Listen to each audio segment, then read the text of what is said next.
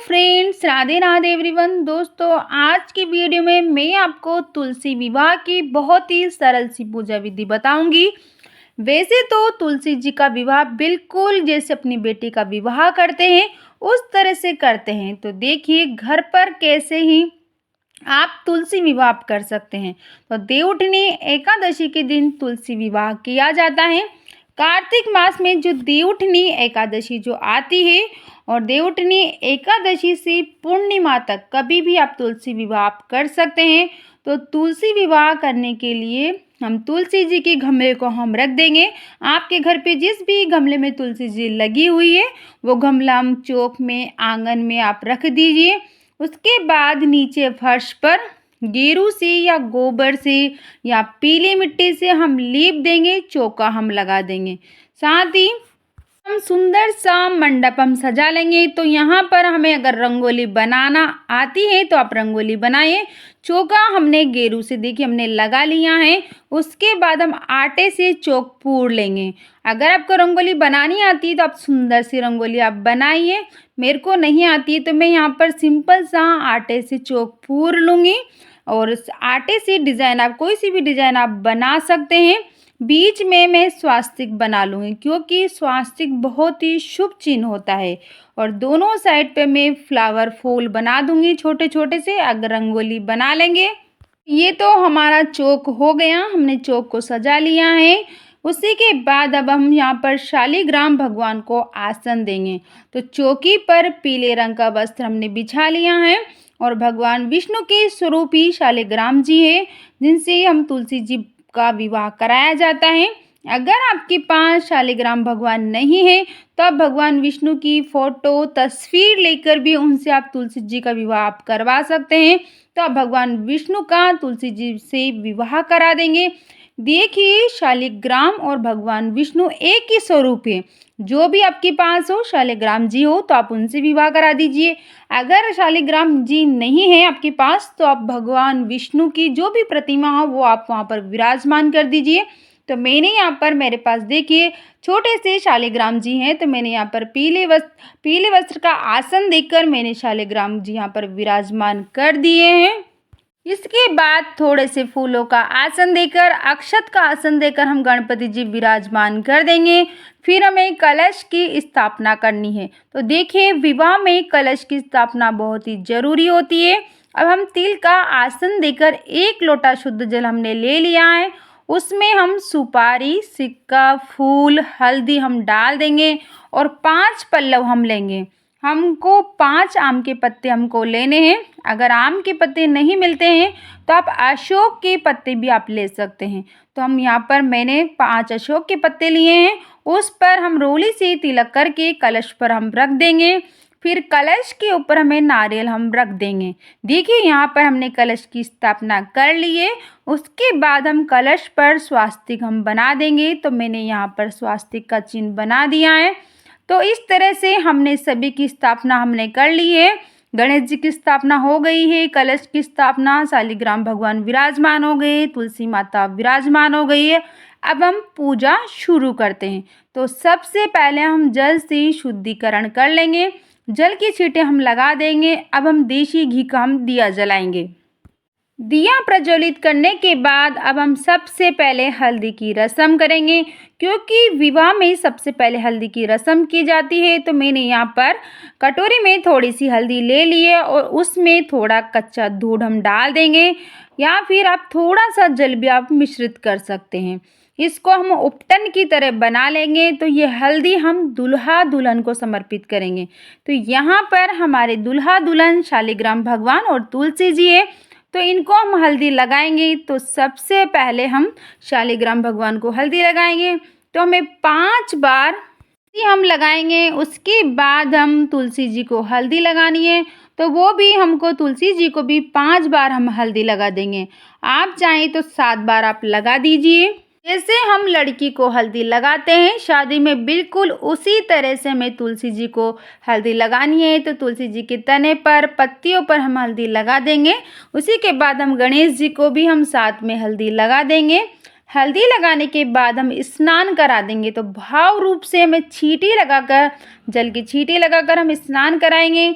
उसके बाद हम वस्त्र स्वरूप गणेश जी को जनेऊ समर्पित कर देंगे और साथ ही सभी को हम कलावा समर्पित करेंगे। भगवान शालिग्राम को कलावा समर्पित करेंगे, तुलसी माता को हम चुनरी उड़ा देंगे। फिर अब हम रोली से तिलक करेंगे। तो गणेश जी को, शालिग्राम भगवान को, तुलसी जी को हम तिलक कर देंगे। उसके बाद हमें मेहंदी लगानी है। जैसे विवाह में मेहंदी की रस्म की जाती है, वैसे ही हमें शालिग्राम भगवान को और तुलसी जी को मेहंदी हम लगा देंगे। मेहंदी आप जो सूखी वाली आती है उसको गीला करके पेस्ट बनाकर भी आप लगा सकते हैं, या फिर जो रेडीमेड कोन आता है मेहंदी का, वो वाली मेहंदी भी आप लगा सकते हैं, जैसी आपकी इच्छा। मेहंदी की रस्म होने के बाद मेहंदी हमने लगा दी है। मेहंदी लगाने के बाद तुलसी जी को लाल रंग की चूड़ियाँ हम पहनाएंगे, क्योंकि विवाह में लाल रंग सबसे ज़्यादा शुभ माना जाता है। तो लाल रंग की चूड़ियाँ हमने पहना ली है। सुंदर सा हमको तुलसी जी का श्रृंगार करना है। श्रृंगार हम कर देंगे, साथ ही 16 श्रृंगार तुलसी जी को हम समर्पित करेंगे। तुलसी जी को स्पर्श कराकर उनके पास हम रख देंगे। इसके बाद तुलसी जी को और शालिग्राम जी को हम कपड़े समर्पित करेंगे। तो sari, suit, pant, shirt, towel या जो भी आपसे बने यथासंभव आप समर्पित आप कर सकते हैं। कपड़े हमने समर्पित कर दिए हैं। मैंने भी यहाँ पर sari, pant, shirt, towel Shaligram भगवान को और तुलसी जी को समर्पित किए हैं। इसी के साथ हम बर्तन हम देंगे। जैसे कन्याओं को हम दक्षिणा दान देते हैं ना, कन्यादान में बर्तन वगैरह, वैसे ही हमें बर्तन भी हमको देना बहुत ही ज़रूरी होता है। तो हम बर्तन ज़रूर से समर्पित करेंगे।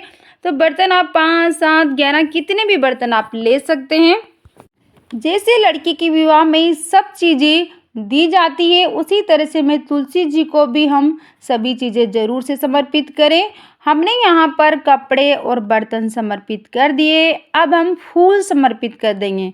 उसके बाद जयमाला होती है। तो हमने 2 मालाएँ ली हैं, तो हम 2 मालाएँ लेकर फूलों की माला हमें लेनी है। इस बात का आपको बिल्कुल ध्यान रखना है।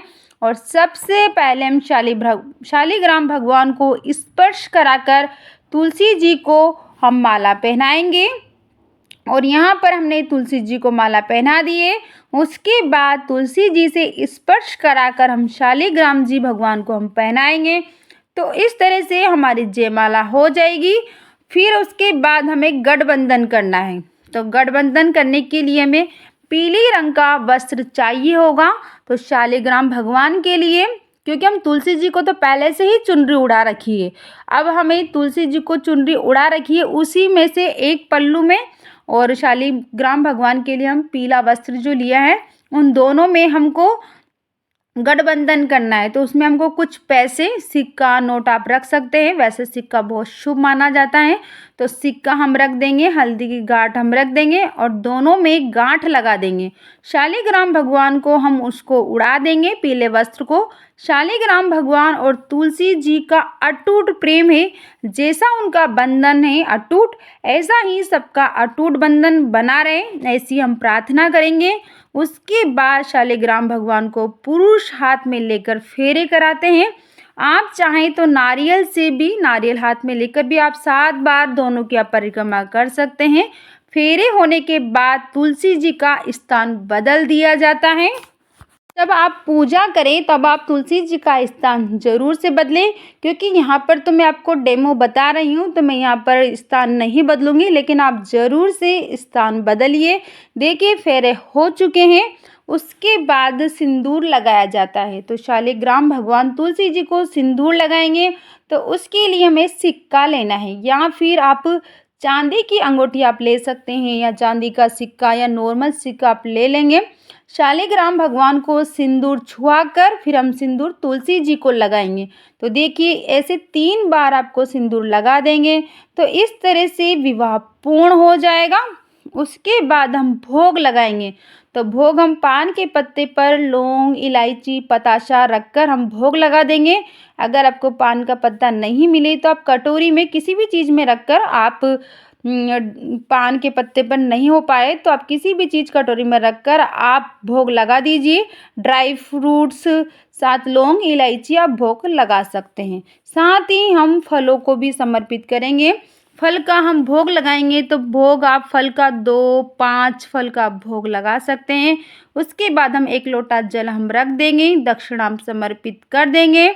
उसके बाद हाथ में तिल लेकर और फूल लेकर हम तुलसी विवाह की कथा सुनेंगे। कथा सुनने के बाद वो जो हमने फूल और तिल हाथ में लिए वो हम शालिग्राम भगवान को हम समर्पित कर देंगे। हमें तुलसी जी की और शालिग्राम भगवान की परिक्रमा करनी है, तो परिक्रमा आप यथासंभव जितनी आपसे हो सके 5, 7, 11 कितनी भी परिक्रमा आप कर सकते हैं। तो मैं यहाँ पर परिक्रमा कर रही हूँ। परिक्रमा करने के बाद हम धूप दीप दिखाएंगे, फिर हम आरती करेंगे। तो आरती करने के लिए मैंने यहाँ पर जो दीपक जलाया के आपने रखा हुआ है उससे भी आप आरती कर सकते हैं, या फिर आप नया दीपक आप जला सकते हैं, या फिर आप कपूर से भी आप आरती कर सकते हैं। तो मैं दीपक जलाकर आरती करूँगी। आरती करने के बाद आप आरती गणेश जी की आरती आप गा सकते हैं, यहाँ पर तुलसी मैया की आरती आप गा सकते हैं, या फिर आप ओम जय जगदीश हरे वो वाली आरती आप गा कर भी आप प्रेम पूर्वक तुलसी मैया की, गणपति जी की, साथ ही शालिग्राम भगवान के आप आरती करिए। और आरती करने के बाद तुलसी विवाह के गीत आप गा सकते हैं। आपको गीत आते हैं तो गीत जरूर से गाएं। फिर हम हाथ जोड़कर तुलसी मैया से और भगवान शालिग्राम से विवाह में रही कमियों की क्षमा याचना करेंगे और अपनी मनोकामना पूर्ण करने के लिए हम प्रार्थना करेंगे। तो इस तरह से आप घर पर भी तुलसी जी का विवाह आप करवा सकते हैं। इस तरह से तुलसी जी का विवाह संपन्न होता है। तो फ्रेंड्स, तुलसी विवाह की बहुत ही सरल सी विधि थी। वीडियो आपको कैसे लगी? वीडियो आपको पसंद आए तो वीडियो को लाइक करें, शेयर करें और चैनल को सब्सक्राइब करें।